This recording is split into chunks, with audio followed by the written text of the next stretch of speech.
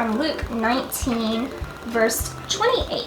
And it says, "After Jesus had said this, he went on ahead going up to Jerusalem. As he approached Bethphage and Bethany at the hill called Mount of Olives, he sent 2 of his disciples, saying to them, Hey guys, what are you reading? Oh, hey! We are just reading the Bible, and we're reading about the triumphal entry. What is a triumphal entry? What is the triumphal entry? Well, it's the story of Palm Sunday. Do you remember that story? Yeah. Yeah. I remember. Palm Sunday. So what do you remember about Palm Sunday? Jesus. Well, there's obviously palms.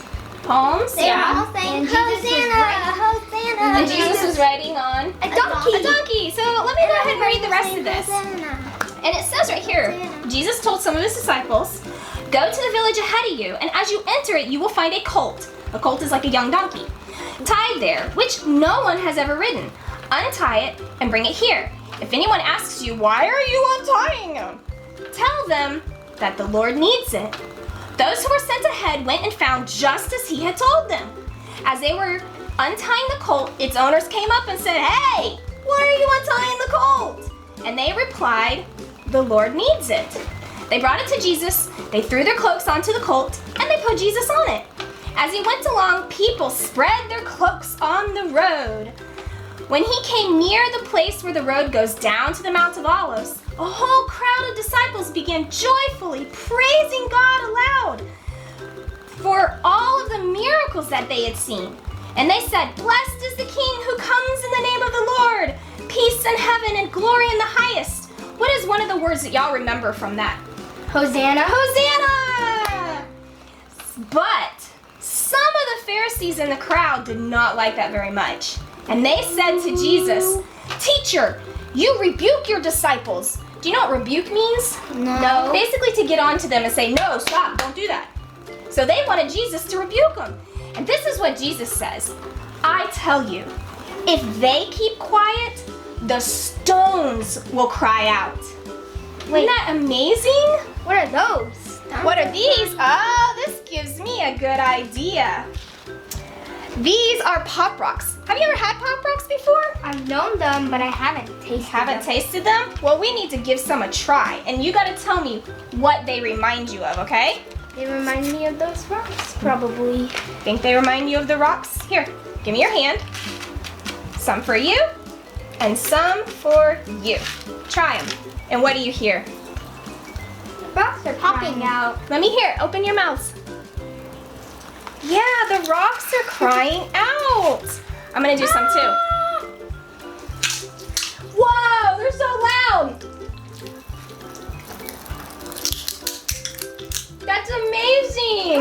Try some more.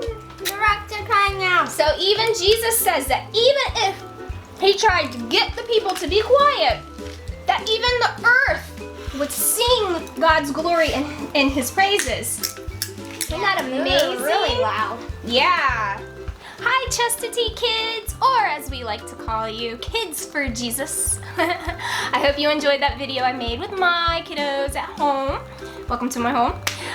We wanted to make you that little video for you guys to watch on Palm Sunday because, well, Sunday is Palm Sunday.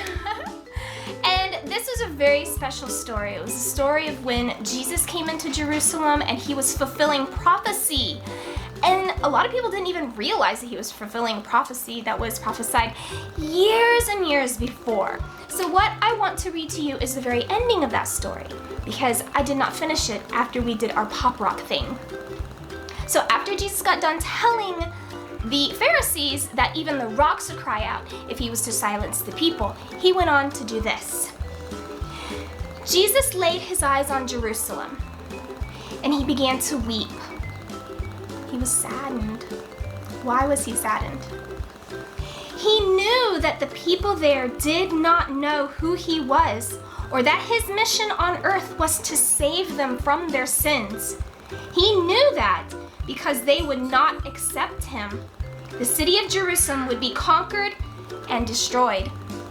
So Jesus knew that the people there not all the people, some of them did accept him because that's why there was great rejoicing, and they were laying their cloaks down and waving palm branches, which is why it's called Palm Sunday. And they were shouting, Hosanna, blessed is he who comes in the name of the Lord. And there was much rejoicing. But the great rulers at that time, they were very angry. They were very jealous. They were angry. They thought that Jesus' words were what's called blasphemy, which was, that was something that was very wrong. You don't do that. It was like speaking against God, or like if you were trying to say that you were God, and that's like, oh, that's a huge no-no. But Jesus was heartbroken over that because he knew that eventually that was going to lead to his capture and him taken to the cross. But let me read you one of the prophecies that was foretold that Jesus had fulfilled by going into Jerusalem on a donkey. And it is from Zechariah 9:9. And it says, "Rejoice greatly, O daughter of Zion. Shout, daughter of Jerusalem. See, your king comes to you, righteous and having salvation, gentle and riding on a donkey, on a colt, the foal of a donkey." So even Zechariah prophesied at that time that a great king was to come into Jerusalem, Jesus, and he was going to be full of righteousness and salvation. That's why Jesus came, to bring us salvation from sins. The sins that were caused through Adam and Eve at the beginning when they took that apple or that fruit from the tree that they knew they should not have. They disobeyed God. And so Jesus knew that he was going to have to come and lay his life down for us and pay that price for us. And that's going to be a story for next Sunday. And I've got something really cool to show you guys. So be sure to tune in then, okay? But in the meantime, rejoice today, because this is the day that the King came into Jerusalem to fulfill his mission and to bring salvation to us all. So Hosanna! Blessed be he who comes in the name of the Lord. Yay, I love you guys. I hope you enjoyed this video. Bye.